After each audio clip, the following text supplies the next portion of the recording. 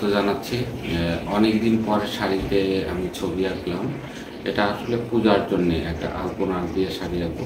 এই রকমের আলপনা এর আগেও আমি আপনাদের দেখিয়েছি। এবার আবার নতুন করে করব। পুরোটাই দেখাতে পারবো না, এটা শুধু আঁচলে করব।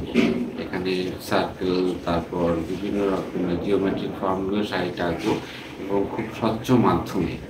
তো এর আগেও একবার দেখিয়েছি, আবার নতুন করে দেখাবো।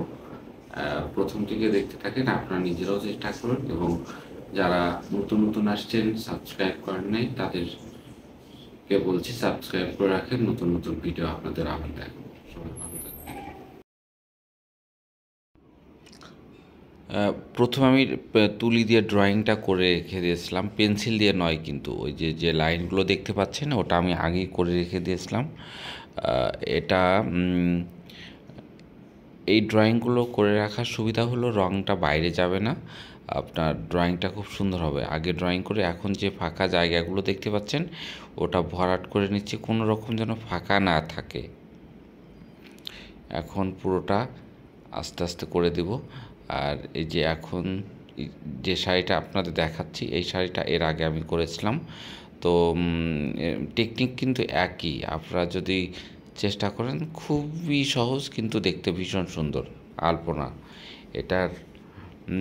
আমি অনেকগুলো শাড়ি এরকমভাবে করেছি। এটা করলে শাড়িটা অনেক পাতলা হয়, তারপর দেখতে সুন্দর লাগে। আর এইখানের আসল বিষয়টা হলো রঙের যে কম্পোজিশান, কোন রঙের পরে কোন রঙটা দিবেন, সেটা একটা বড় বিষয়। আর রং কখনো ভারী করবেন না। এখানে আমি রঙের সাথে জলটা ভালো করে মিশিয়ে নিয়ে তারপর ব্যবহার করেছি। রঙটা যদি কোনো রকমের ভারী হয়ে থাকে তাহলে শাড়িটাও ভারী হয়ে যাবে শুকানোর পরে। ওই রং এবং পাতলা রং, গাঢ় রং, ওই জিনিসটা চলে আসবে। এটা আমি বিভিন্ন রঙের করেছি, কখনো বেগুনি, কখনো সবুজ, কখনো হলুদ, কখনো সাদার উপরও করেছি এই আলপনা দিয়ে। এই রঙটা ভীষণ পাতলা, দেখতে ভীষণ সুন্দর। আর এই ড্রয়িংটা কিন্তু খুব খেয়াল করে করতে হবে। আগে দরকার হলে কাগজের উপরে এঁকে নেবেন, তারপরে প্র্যাকটিস করবেন, প্রথমেই করবেন না কিন্তু।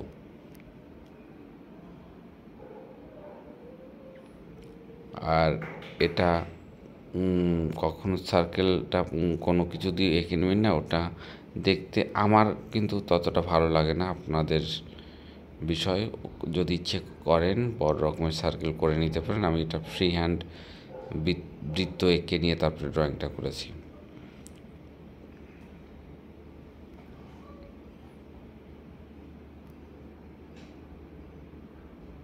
এরকম ব্রাশটা একটু মোটা লাগবে, ব্রাশটা একটু মোটা ভরাট করার জন্যে। প্রায় শেষের দিকে চলে আসছে এই সার্কেলটা, পরেরগুলো দেখতে ভীষণ মজা লাগবে আপনার।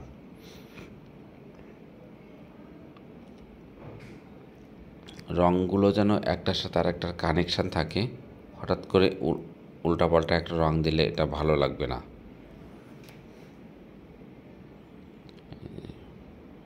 রংটা, এই ব্রাশটা ধরারও কিন্তু টেকনিক আছে। যখন বড় কোনো জায়গায় কাজ করবেন তখন এক রকমের, তারপরে যারা যারা এসএমইতে আমার ওয়ার্কশপে অ্যাটেন্ড করেছিল তারা বুঝতে পারবে কীভাবে চিকন ব্রাশ, কীভাবে মোটা ব্রাশ ব্যবহার করতে হয়। তো লালের কাজটা শেষ। আমি ভাবছি লালের পরে কমলা রঙের একটা ড্রয়িং করব সার্কেল দিয়ে। এর আগেই বলে দিয়েছি আমি নর্মালি সার্কেল দিয়ে এই ড্রয়িংটা, এই শাড়িটা শেষ করব।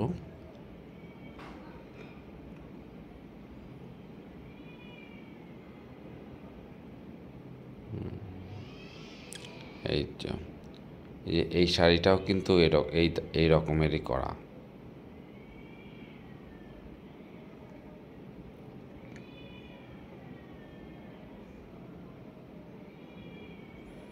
এই তো লালের কাজটা শেষ।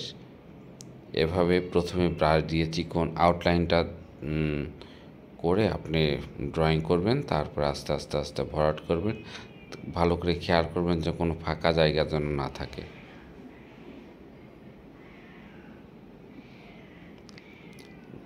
আমার এখন বললাম না কমলা রং ইউজ করবো, সেজন্য কমলা রং দিয়ে একটা সার্কেল এঁকে দিচ্ছি।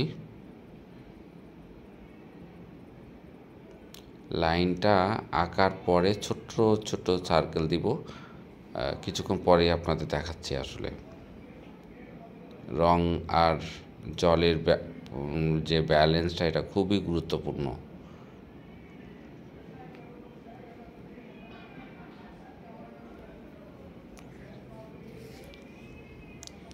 এই যে এখন সার্কেলটা এঁকে নিচ্ছি, একটার পর একটা সার্কেল এঁকে ওই পাশের যে জায়গাটা আছে সেটা কিন্তু ভরাট করে নেবেন, নাহলে শুকানোর পরে দেখতে ভালো লাগবে না। এই যে এখন দুইটা সার্কেলের মাঝখানে যে জায়গাটা, এটা ভরাট করে নেবেন।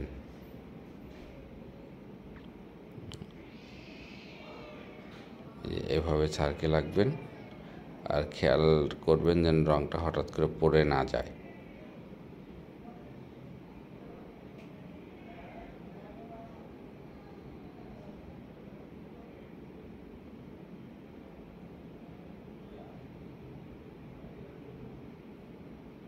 এই একটা একটা করে ভরাট করবেন, আর পাশের যে জায়গাটা থাকে সেটা ফিল আপ করে নেবেন।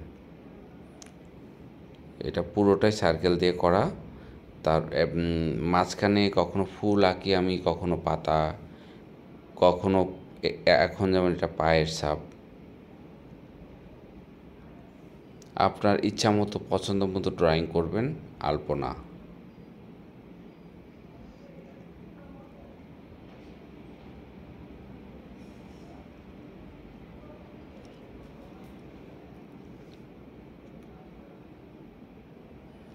যখন ভেতরের টা ফিল আপ হয়ে যায়, তখন বাইরে হচ্ছে একইভাবে একটা লাইন দিয়ে ওই জায়গাগুলো ভরাট করে নেবেন।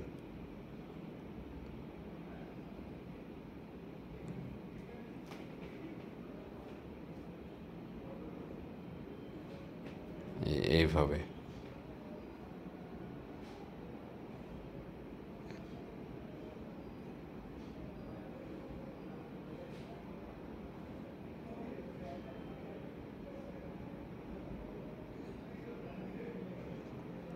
ব্যাপারটা কীরকম লাগছে আপনাদের, আপনারা বুঝতে পারছেন কি না? যদি না বুঝতে পারেন তাহলে লিখে জানান, দরকার হয় আর একটা শাড়িকে আপনাদের দেখাবো কোথায় কোথায় আপনাদের সমস্যা হচ্ছে।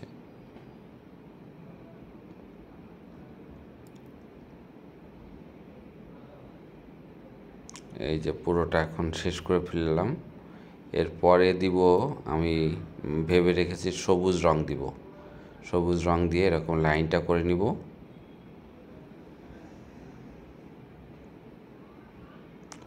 লাইনটা একেবারে দেখেন, এখন অনেকটাই বৃত্তটা আয়ত্তে চলে আসছে। কেমন লাগছে দেখতে বলেন তো? এই যে এখন এটা সবুজ রং, আর একটা লাইটের জন্য কালো লাগছে, কিন্তু এটা হলো ডার্ক, একেবারে ডার্ক গ্রিন। এখানে পাতার একটা শেপ দিব।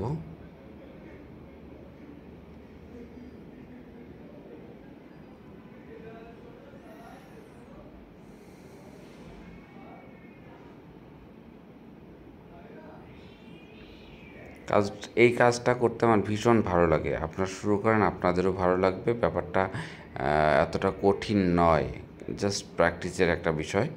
আর এটা শাড়িতে করতে পারেন, ওড়নাতে করতে পারেন, জামাতে করতে পারেন, কিন্তু এরকম ট্রান্সপারেন্ট মিডিয়াতে করবেন। রঙটা যেন কখনো মোটা মোটা গাঢ় গাঢ় না হয়।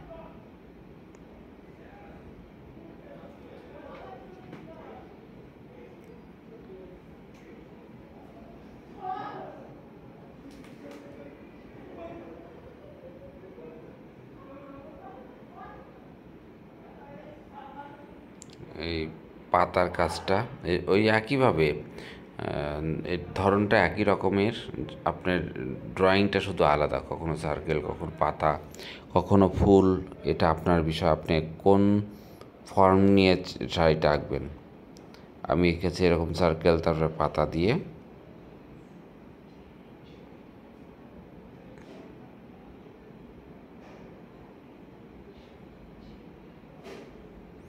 এরপরে যদি জায়গা থাকে তাহলে লাইট গ্রিন আমি করব, কিন্তু মনে হচ্ছে যে এটা আর করা লাগবে না, আলপনাটা বেশ বড় হয়ে গেছে। তো আপনারা পারবেন কি না জানি না, চেষ্টা করেন, না পারলে জানাবেন, আমি আরও অন্য শাড়ি এঁকে দেখাবো। আর এই যে সার্কেলটা ছিল এর ভেতরে ভেতরে একটু করে গোল্ডেন কালারটা ইউজ করব।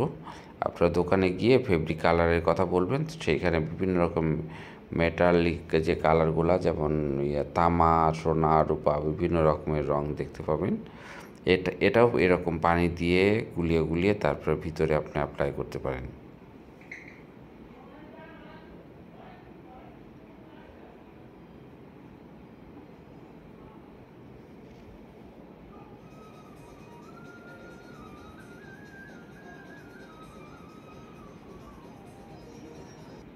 তো কেমন লাগলো? আপনারা প্র্যাকটিস করছেন কি না জানাবেন প্লিজ। এরপরে এটাই শেষ, এরপরে এটাও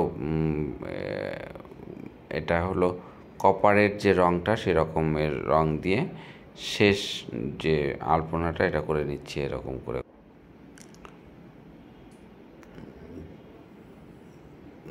এইভাবে পুরো শাড়িটা করবেন। আর যদি মনে করেন যে আলপনাটা আরও বড় করব, তা সেটাও করতে পারেন। এটা যদি আলপনা সম্বন্ধে আপনাদের আইডিয়া না থাকে, খাতায় প্র্যাকটিস করে করে করতে পারেন। আর আমার এখানে আলপনার অনেক ভিডিও দেওয়া আছে।